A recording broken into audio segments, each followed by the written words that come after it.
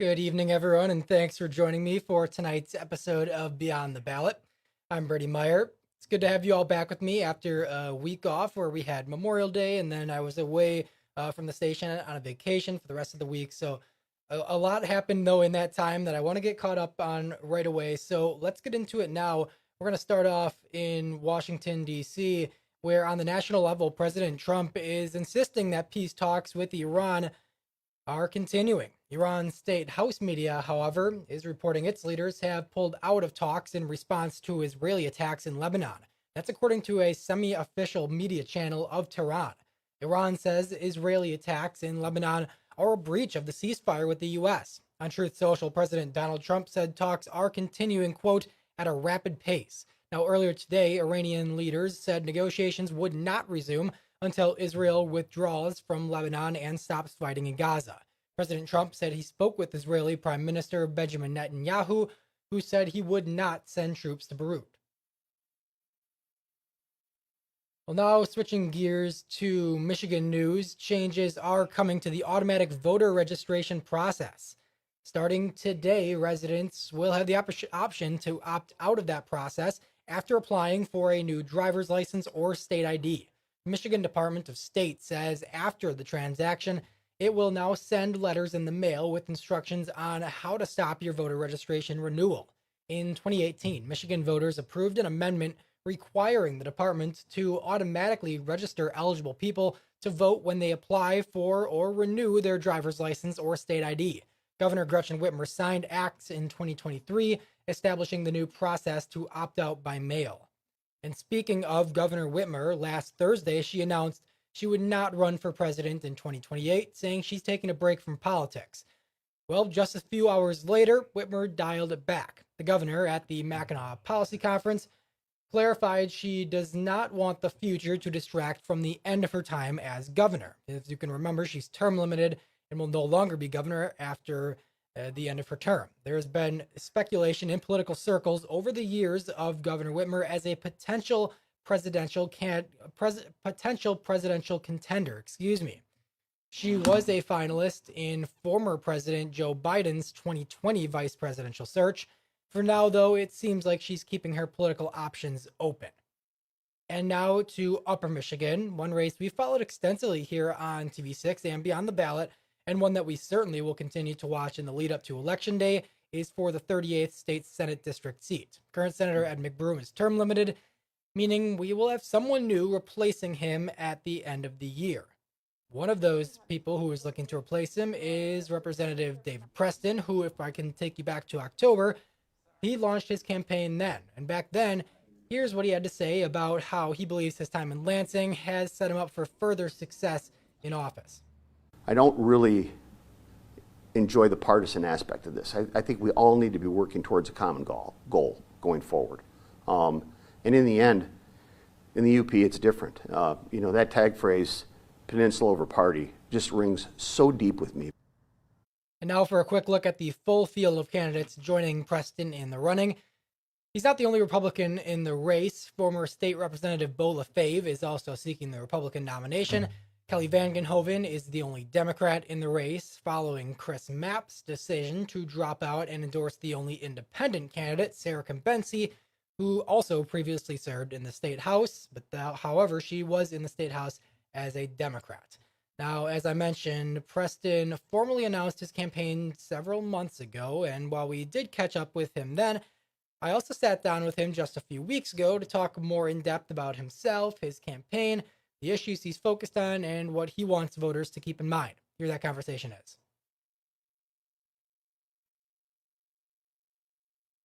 I have got Dave Prestin here with me today, candidate for Michigan's 38th State Senate District and current representative in the Michigan House. Thanks for joining me today.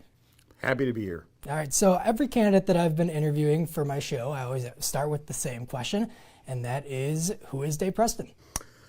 Dave Prestin is a guy that was born in Menominee Falls in southeastern Wisconsin, whose mother and father were married in Stevenson, at Precious Blood Church in Stevenson, and I was baptized in Stevenson, and I spent the vast majority of my childhood up in the UP, and it was always a place that I longed to go to during the summer times. and heavy desire to return when I got older, and especially when I became a father. So back in '06, we had sold our house and sold our business down in southeastern Wisconsin, and we bought Cedar River Plaza, which was in a bankruptcy at that time. It's the truck stop halfway between Menominee and Escanaba. And we started our life up here. We bought 200 acres, about little less than a mile away from the station, and then the subprime mortgage disaster happened in '08. So it made reopening Cedar River Plaza.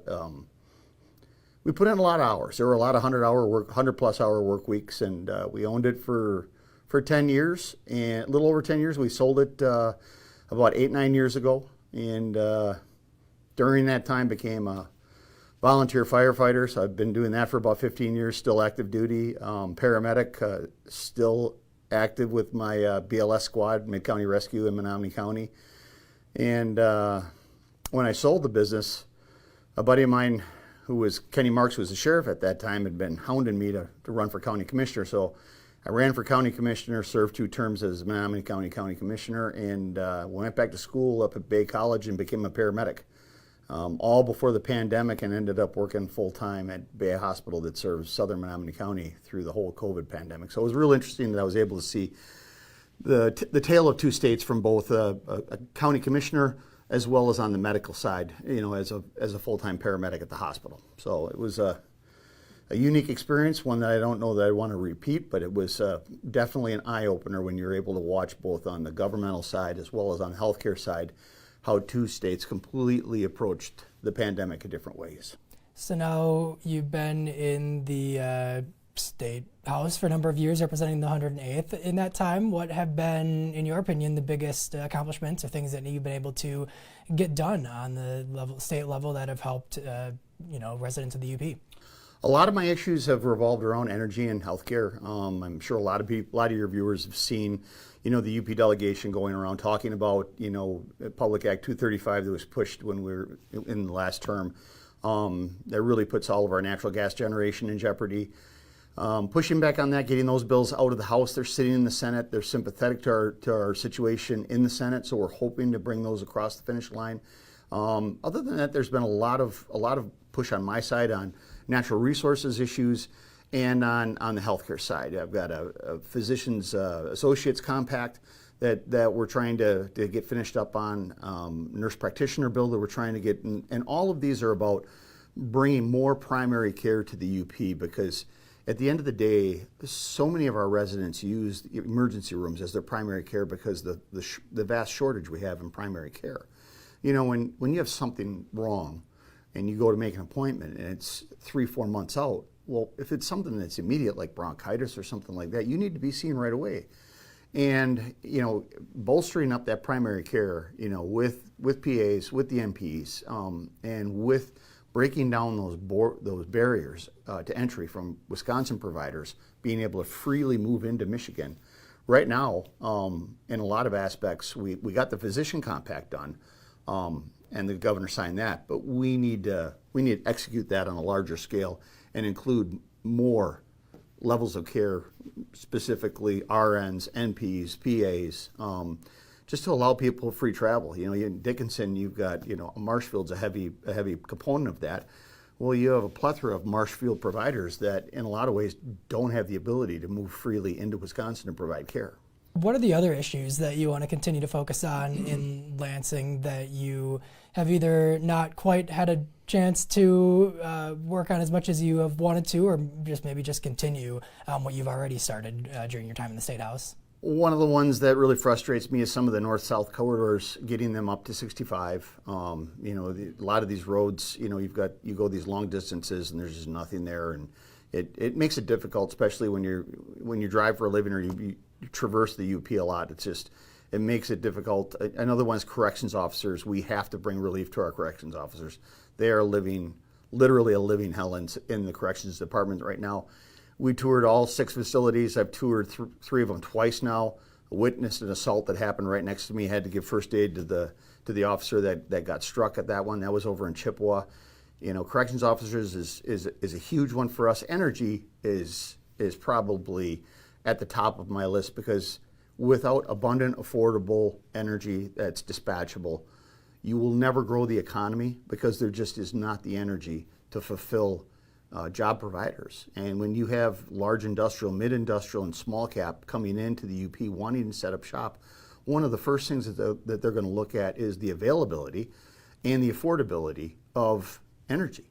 And we are losing out on opportunity in the UP because when we tore down our coal-fired plants, everybody needs to remember that we had between 400 or 500 megawatts of capacity. So when we switched from that to the rice generators, which is the natural gas generators that we have now, we have a little under 240 megawatts now. So just that move alone from the coal to the natural gas cut the UP's generation footprint almost in half.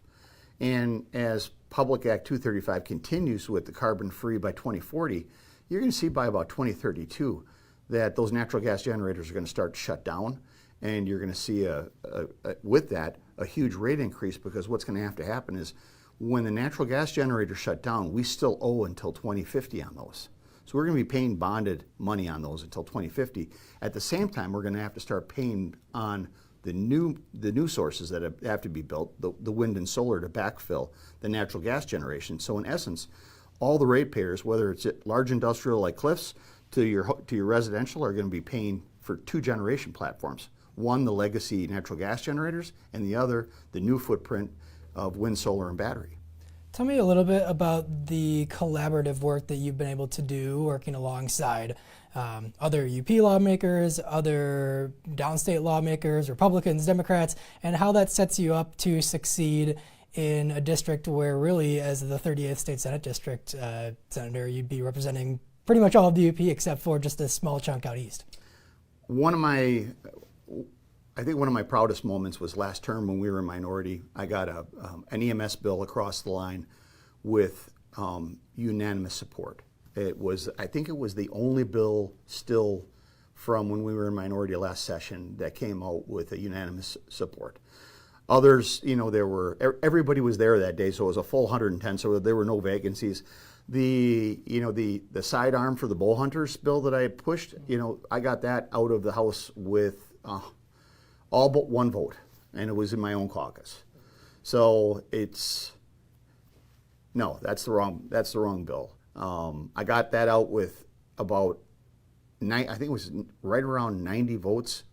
We got out with the bow hunter bill for bow hunters to be able to carry a sidearm.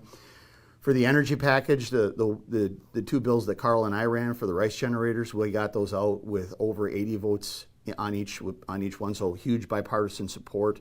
So the adaptive care license is that one I got across the line, with all but one vote from my own caucus, and that's the one that allows a BLS, a basic life support squad, to be able to license up to a limited ALS. And if I'm on board as a paramedic with another EMT, we can operate at that higher level. Right now, state of Michigan law states that if you're going to run a rig, you have to run it at that fixed license level 24/7. So this adaptive care license, especially for our rural EMS providers, would be a huge game changer and would definitely save lives. What have the last couple of months looked like for you for getting out to talk with voters that are in counties that you haven't directly represented, and make sure just that they know who you are and about the campaign that you're running? Just getting out, attending events. The nice thing about the things that we've been working, whether it be Copperwood Mine, on the west end, issues up in Houghton. My daughter goes to Tech, so it's been an honor. This last term with the senator and Rep. Markin and Rep. Bonak and myself, we've been working issues really seamlessly across all of our districts. There is no real barriers between our districts. We kind of take a holistic approach, to helping and backfilling each other on all the problems that each of us faces. Because when we're united, we are the most successful. So that's what makes Copperwood on the west, the copper mine out there. The west is losing its hospital, losing its birthing center. It's losing that critical aspect of population necessary to really stay economically feasible going forward. And if it continues on the trajectory that it's on, you're going to see essential service and basic services just start to disappear because they're literally running out of people to fill the positions necessary. That is almost all the questions I have for you before we wrap this up. Is there anything else that you just want people who are going to be voting this August and then again in November to keep in mind as they continue to follow this race? This is this is something that I'm doing. Whether when I was a paramedic or a firefighter or a county commissioner, I've always looked at these positions as a position of service.